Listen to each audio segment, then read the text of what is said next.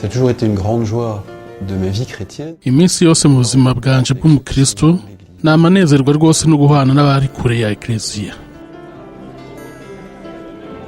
Gilles Sander ni umupatiri mu gisagara ca Lyon mu Bufaransa kuva muri 1996.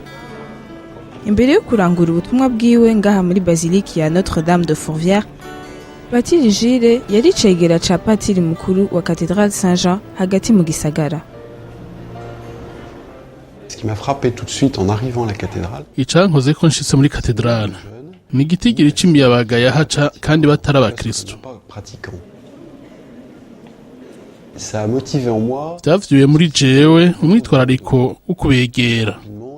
Mbere naciye mbona ko gutembera muri katedrale nambaye ikanzu vyampaye akaryo ko kugira imibonano itangaje ntoshoboye kugira mu bundi buryo. Nari narasomye haheze imyaka 20 igitabo ca Frère André citwa Le Contrebandier. Cari cantangaje ku bushobozi bwo gukwiragiza ivyanditswe. Nshitse muri katedrale narahwanye bidatevye n'abashinwa. J'étais amené à rencontrer des Chinois. J'étais absolument pas préparé à la Chine. Naniteguriye na gatoyi ku Bushinwa. Mugabo kubera abashinwa baje kandi bifuza kuronka kwemera, naremeye kubakurikirana.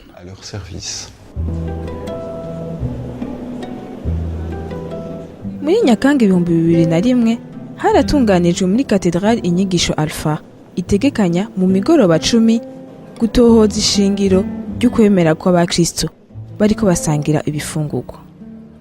Biratangaje kubona imiyabaga 10 y'abashinwa iza gukurikirana izo nyigisho. Ce qui fait que là j'ai été tout de suite interpellé. Buno nyene naciye numva ko bindaba. Muri abo 10 batandatu basavye gukurikira ivyo batisimu. Mu 2003 umwepiskopi w'Ishanghai yaraje ino hanyuma ku gushaka kwiwe aranyemerera kumpa ku buntu ubwuzure bushasha bwanditswe mu Gishinwa. Yambwiye ati ushaka bungahe. Je napfuye kumubwira igitigira intomboje hanyuma ndabishira mu isengero. Nagiye mbona abashinwa babisakuranwa nk'uko umengo bari banyotewe kumenya ibirimwo. Buhoro buhoro ndashiraho uburyo bwo kwigisha mu Gishinwa bakoresheje ubwuzure bushasha.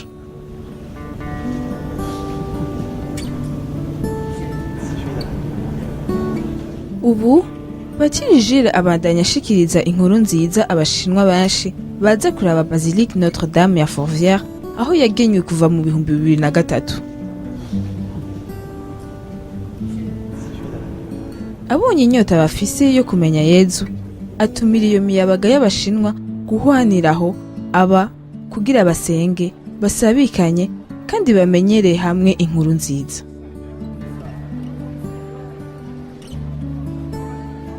J'ai pu aller 2-3 fois en Chine. Naragiye mu Bushinwa gatatu kugira mbonane n'abanyeshuri narinzi.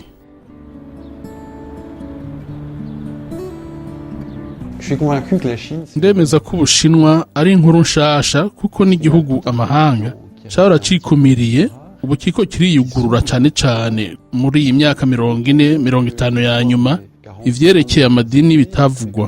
la dimension religieuse. Il redémarre à nouveau.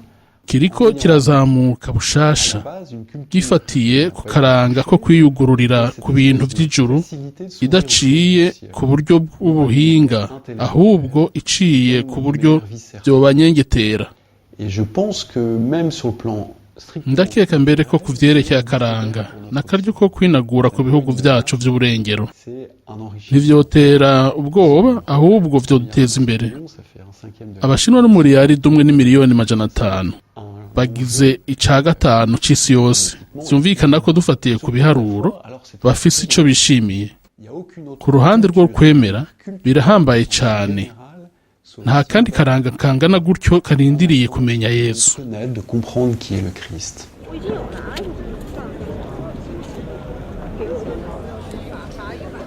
Un exemple qui pour nous a été très akarorero kadukoze ko rwose ni Hauxine yaje no mu 2005. Hauxine yari yinjiye mu isengero y'Ishanghai, katedrale y'igisagara yabamwo, hanyuma aragendereza wenyene Yesu ku musaraba, ariko arabura n'umwe yo yagira ivyo yari yubuye. C'est seulement en arrivant ici. ashitse ngaho ifuruvyere niho honyine twashoboye kuvugana ivyo yabayemwo n'icifuzo ciwe co kumenya Yezu. Mu makete twarungikiraniye kuri internet naramurangiye aho umurwi Alpha uri Sofia Antipolis.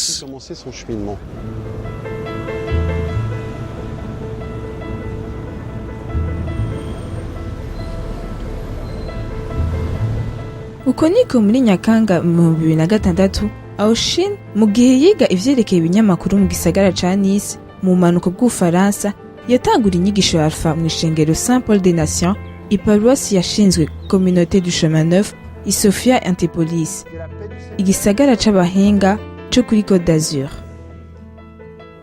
Aushin yakiriwe n'umubikira Marie Noël. Aushin Aushin yari yinjiye muri katedrale y'Ishanghai kuyiraba ari kumwe n'umugenzi. Hanyuma yumva akozweho rwose n'umusaraba munini ya Yezu yariko, ariko kuri we ntiyari Yezu, yari umuntu abambwe ku musaraba. Aushin abaza uwaherekeza ingenzi ujya muntu abambwe uwo ari we, nico yari yakoze kugira bamucire urubanza rwo kwicwa kurya. Uyo aherekeza ingenzi amwishura ko yitwa Yezu, hanyuma amuhanura ko yorondera imfunyamfunyo y'ubuzima bwiwe mu mangazini dandaza ibitabo Ishanghai. Asomye ivyo bitabo, Aushin yumva impuhwe Yezu yari afitiye abagowe imukozeho cane.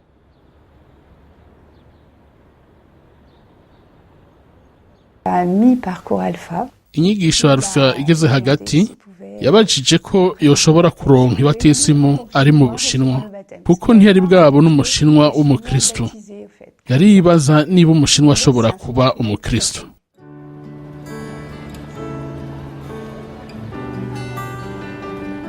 Hasigaye amezi make ngo abatizwe, Aushin yarasubiye mu gihugu ciwe c'Ubushinwa ku mvo z'amashuri. Ko yari umwana w'ikinege, acabonerwaho gusabikanya ivyo yabayemwo abavyeyi biwe basanzwe bari ababudiste batari bwigere bahwana n'umukristo.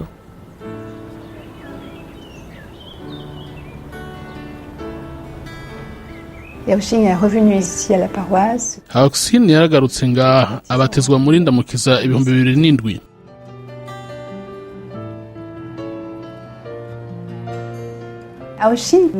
Araheza ambwira ati, kuri jewe birahambaye rwose ko nsaba ibatisimu, kuko ndiyumvira ko hakenewe abakristo benshi mu Bushinwa.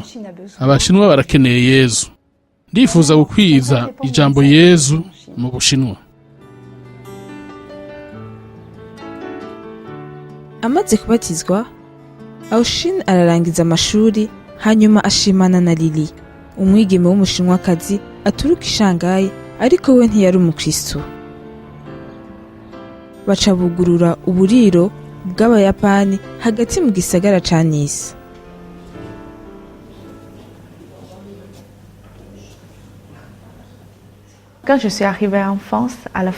Aho nashika mu Bufaransa mu mpera z'umwaka wa 2004, ntaco narinzi ku Mana. Mu muryango wanje nta mukristo n'umwe ariho.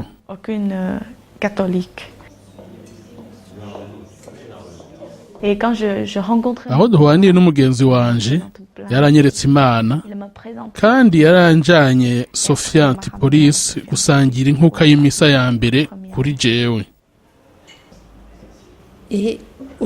None uno musi twovuga ko wemera Imana? Ego cane, ndemera Imana ubu. Mugabo nemeye kuva aho umugenzi wanje agiriye, kuva hapfiriye. Kw'igenekerezo rya 19 Myandagaro 2009, Aushin yaragize impanuka muri bwa buriro.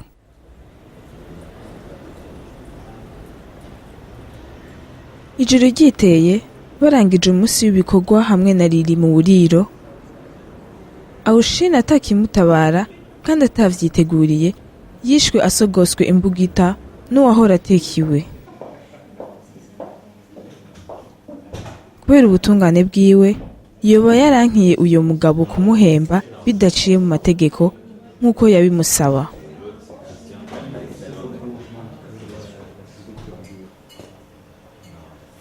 En ce moment-là, j'ai perdu tout. kuva uwo munsi nabuze vyose narihebuye iyo mpanuka yarankanguye rwose.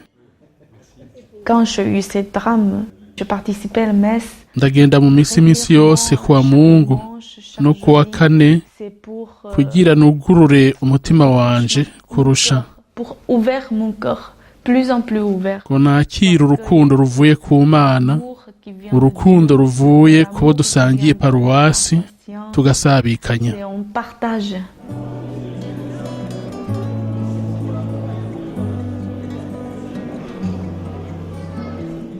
iminsi yose kuwa gatatu mu ijoro no kuwa Mungu saa sita Lili ahitamwo kugara uburiro bwiwe kugira agende kuri paruwasi ya Sophia Antipolis ashobore gukurikirana za nyigisho za Alpha. Et on partage des passages. Turasabikanya ivyanditswe mu njiri C'est-à-dire Jésus. kuko Yezu niwe kuri kwacu. J'ai pas encore demandé le baptême. Sindasaba ibatisimu, Je veux mugabo ndabishaka. lire Imbere yo gusaba ibatisimu nshaka gusoma injiri zose kuko haracariho ibibazo. des questions.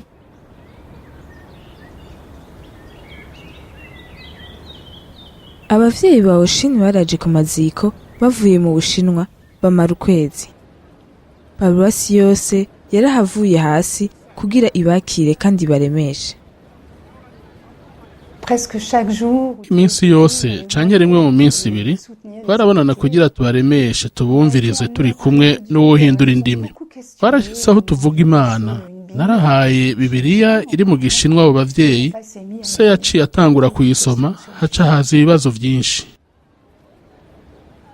Il se réveillait aussi. Avant, il Nabo nyene barikanguye. Imbere yaho ntibari bazi namba abakristu. Maintenant, Ubu bameze nkanje, bariga buhoro buhoro, il a apprendre. bifuza ikintu kimwe. Il avait un Umuhungu wabo yarisabiye ibatisimu Sophia Antipolis, bashaka nabo kubatizwa mu mwaka umwe canke ibiri i Sophia Antipolis, mw'isengero nyene umuhungu wabo yabatirijwemo. même église comme son fils.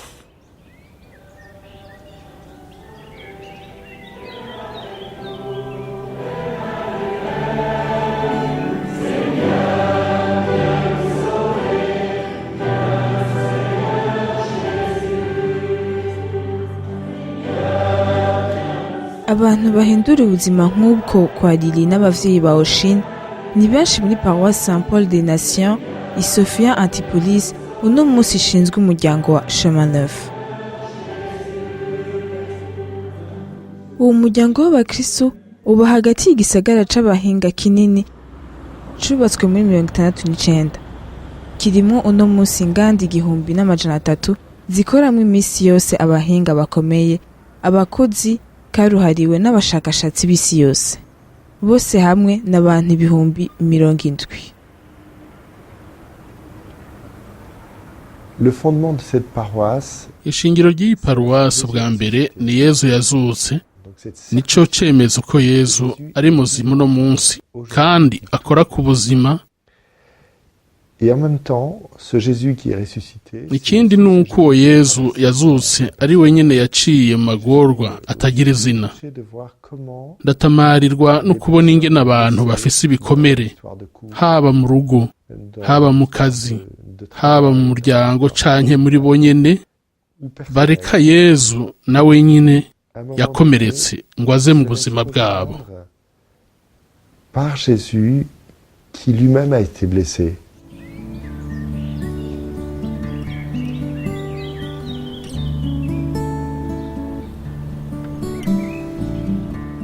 Uko niko twahwanye n'abakristu ba paruwasi bemeye kuza gushinga intahe y'ukuntu Yezu ahindura ubuzima bwabo. Novuga nka Isabelle. Ntiyubatse agakora utwiwe mu vyerekeye gukwirikiza amakuru. Il y a 2 ans, tout a changé dans ma vie. Haheze imyaka 2 byose byarahindutse mu buzima bwanje. Nari ndongoye isosiyete ndi nkumi y'imyaka 30 akomeye, nagwanya ekleziya n'ishaka ryinshi. Donc je réussissais très bien professionnellement. On avait mu kazi vyarankundira neza gose. Twari dufise isosiyete yo kumvikanisha igizwe n'abakozi indwi. Vyagenda neza gose. Ça marchait très très fort.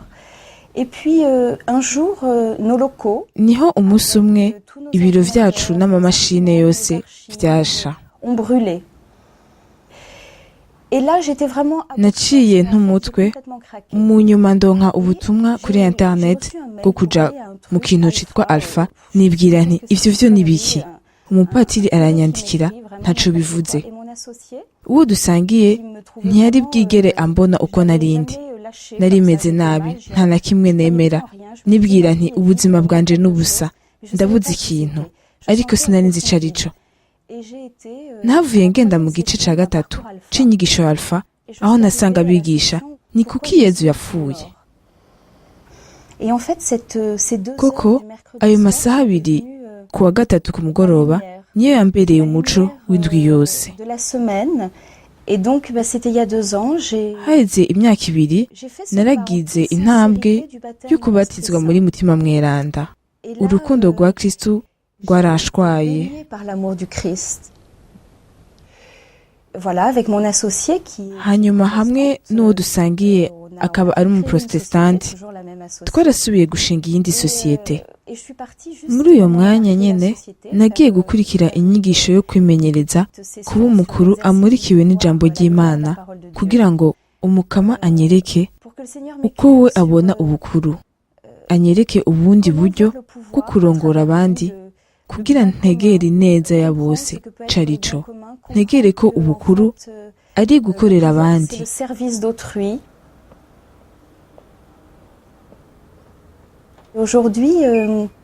ubu singikora nk'uko nahora meze nk'uwazutse by'ukuri kugira simbe ngicira urubanza canke simbe nkitoteza abadashikira urugero nifuza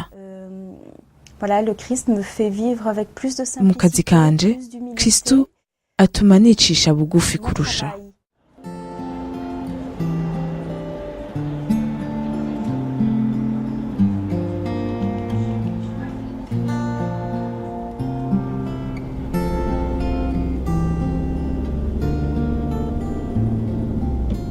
Au départ, les entreprises ici. mu ntango amasosiyete yaha yibaza ngo ko tubishoboye kandi turi n'amagara meza iparuwasi za gukora iki ngaha haca hubuka ikibazo cyo kurondera akamaro k'ubuhinga buhanitse kuko ngaha hari ubuhinga bwinshi hakabura intumbero abantu baribaza igituma bakora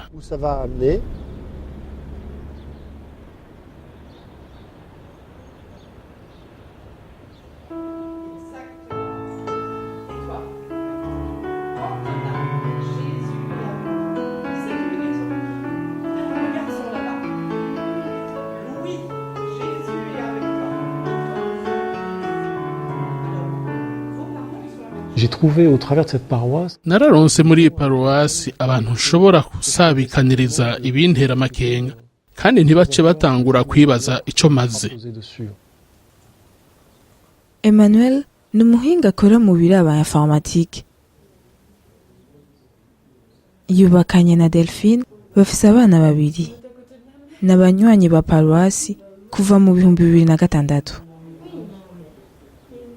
Moi, il m'est arrivé de me poser des questions. Vyaranshikiye ko ngira ibibazo isaha 10 zo mu mutwenzi nja ndaza ordinateur ndarungikira agakete Jean Hubert ndamubwira nti hari ikintu ntatahura Jean Hubert anyishura ati Manwe nguru rwandiko ndagutumiye gusoma urwo rwandiko ndarusomye rwarampinduye qu'il m'a envoyé moi m'ont transformé d'une certaine façon. Je me rappelle un soir avoir umunsi umwe ku mugoroba ndibuka ko nasomye urwandiko kuri mutima mweranda Hubert yari yandungikiye nararusomye nabwirijwe kuva mu modoka kuko ntivyoroshe kuronka aho mpagarara subiye mu modoka sinzi ukuntu vyanjemwo nsanga ndiko ndasengera umubanyi dusanzwe turiko turaburana kumvu atawuzifatiye nca ndamusengera ndarira ndakorora amosozi menshi Mais pourquoi je sais pas. Mais ça c'est pour moi du domaine de la transformation. Jamais au préalable. Ivyo jewe numva ari bidasanzwe. kera sinokwigeze nsengera binyoroheye umuntu numva nanka. Pour une personne quelque part que je haïs par un autre aspect en fait.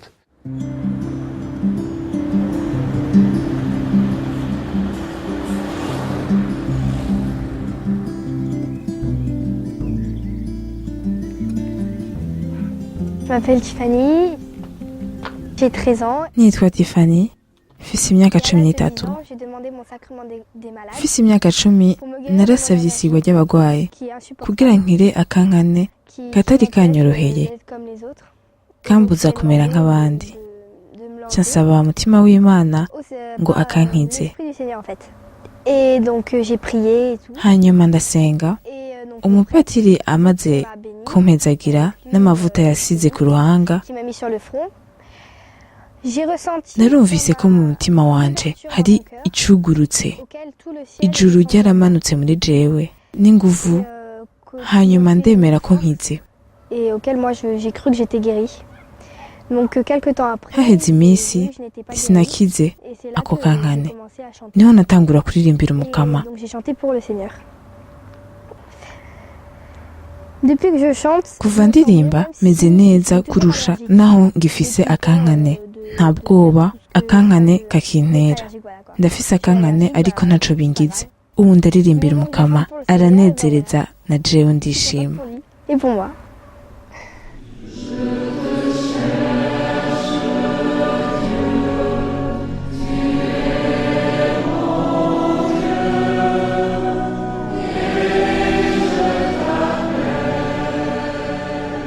Cette bonne nouvelle pour moi, c'est que Kuri jewe iyo nkuru nziza nuko guhwana bwite na Yezu bishoboka muri paruwasi. Jésus est vivant. Yezu ni muzima uno munsi.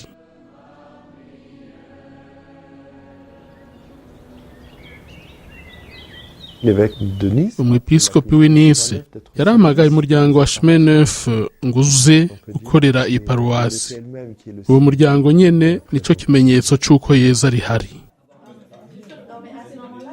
Uno munsi abari mu muryango wa Communauté du Chemin Neuf baba mu ntara ya Sofia Antipolis barashika 200. N'abagabo, abagore, abapatiri, abatubatse bihebeye Imana n'imiryango bahisemo gukorera Eklezia paruwasi bakurikira Yezu umworo kandi yicisha bugufi.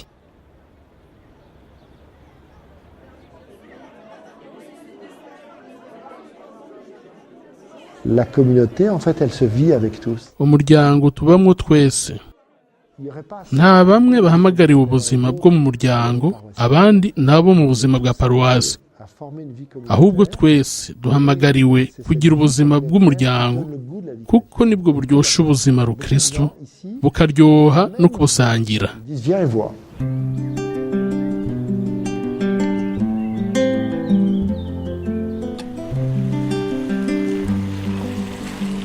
Jessica na Edi baba muri quartier ya Garbegère hafi ya paruwasi. Bombi bakora mu gisagara Sofia Antipolis. Jessica ni umunyamerikakazi ajejwe gutunganya imigambi y'abanyaburaya. Edi nawe ava muri Côte d'Ivoire, ni umushakashatsi mu biharuro. J'ai jamais grandi avec une éducation spirituelle. Sinakuriye mu ndero rukristo. L'année dernière, j'avais Mu mwaka uheze nifuza kumenya ikintu ku buzima bwa Yezu Kristo. Uwo muntu Yezu ninde? Kuko nta na kimwe nari ndamuziko. Niho nagenda mu bubiko bw'ibitabo, ntwara ibitabo. Ni vy'ukuri naratangazwa n'ivyo nasomwe byose k'uwo muntu Yezu. L'homme Jésus. Et puis, je suis allée pour mon déplacement. Kubera imvo z'akazi narafashe urugendo, niho mw'ijoro ndi mu cumba c'ihoteli shikirwa n'ikintu gikomeye gose. J'ai eu une très forte expérience où j'ai rencontré. Aho nahwanye muri ico gihe sinari nzi uwo ari we, nibwira ko ari Yezu, nahwanye n'umuco w'urukundo. J'ai rencontré une lumière aimante, mais qui c'était nta majambo naronka kugira mvuge ivyashikiye muri iryo joro. Rwari urukundo rutabaho ku isi. Narumvise ko nkundwa ku buryo nashobora guheba vyose.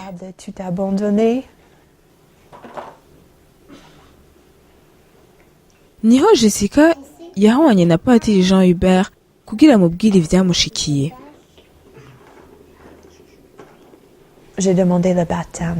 Narasavye ibatisimu, nzobatizwa uyu mwaka ku Pasika. Ikintu kimwe carahinduye ubuzima bwanje, namenye ubushobozi bw'igisabisho. Hariho uwunyumviriza iyo nsenga, arazi ivyo mbayemo vyose.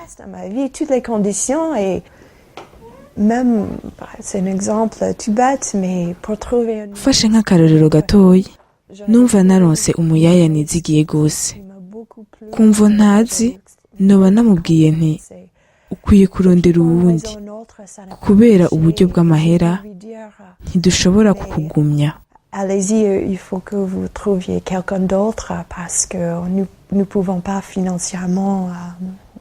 Et donc elle a dit oui, d'accord, merci de me dire. Yanyishuye ati, niko murakoze kumbwira gutyo. Uyu munsi nagiye mu ishengero, jenyene n'uruyoya, ndasenga Yezu na Mariya nti, nguru uruyoya rwanje, sinzi ingene nzoronka uwurundabira. Mugabo ndabizigiye. Je vous fais confiance, et un mois plus tard, haheze ukwezi ndanumva telefone ya wa muyaya ambwira ati, igisharara mwanyakiranye mu muryango wanyu caranshitse ku buryo nafashe ingingo yuko naho mwompa kuvyerekeye amafaranga nzoza kubakorera.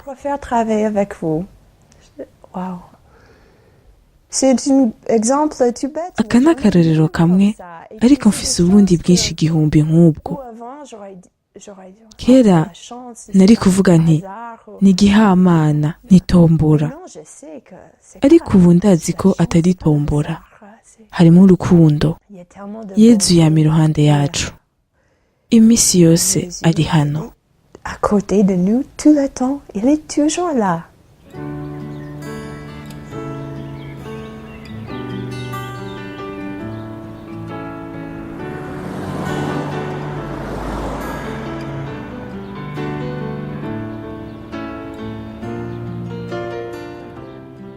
Muri uku kwezi twosengera abantu bose bakorera mu gisagara Sophia Antipolis.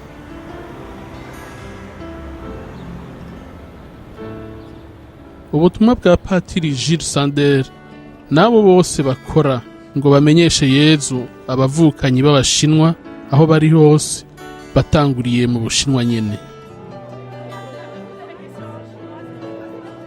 Ijambo rya kuno kwezi turisanga mu ikete rya mbere ry'Abakorenti ikigabane ca mbere, uturongo twa 23 gushika 25. Tweho turamenyesha Kristo yabambwe ku musaraba, ububasha bw'Imana n'ubwenge bw'Imana. Noneho ubujuju bw'Imana burusha abantu ubwenge, kandi intege nke z'Imana zirusha abantu ubukomezi.